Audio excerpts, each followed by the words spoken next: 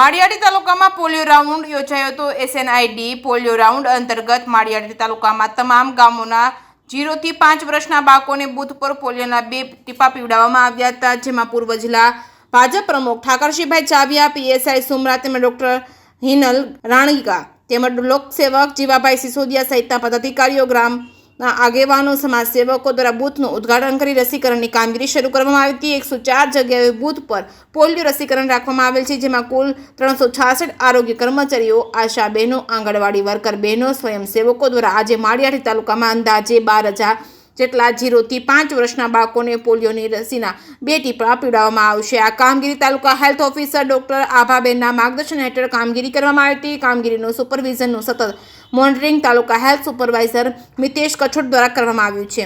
જે કેસની ગુજરાતી સાથે પ્રતાપ સિસોદિયા, માળિયાહાટીના।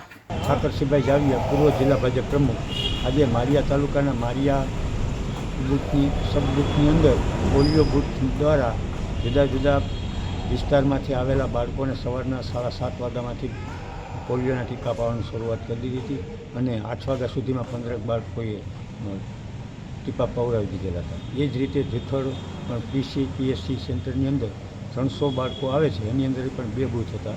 2 બૂથની અંદર અત્યારથી બાળકો ટીપા પાવા માટે આવી ગયા હતા અને વાલીઓ સાથે, અને ટીપા પાવાની શરૂઆત થઈ ગઈ હતી। અને પોલિયોથી દેશ આખાની અંદર પોલિયો નાબૂદીનું જે રિઝલ્ટ છે એ સારું મળ્યું છે અને સરકાર એ અભિનંદનને પાત્ર છે।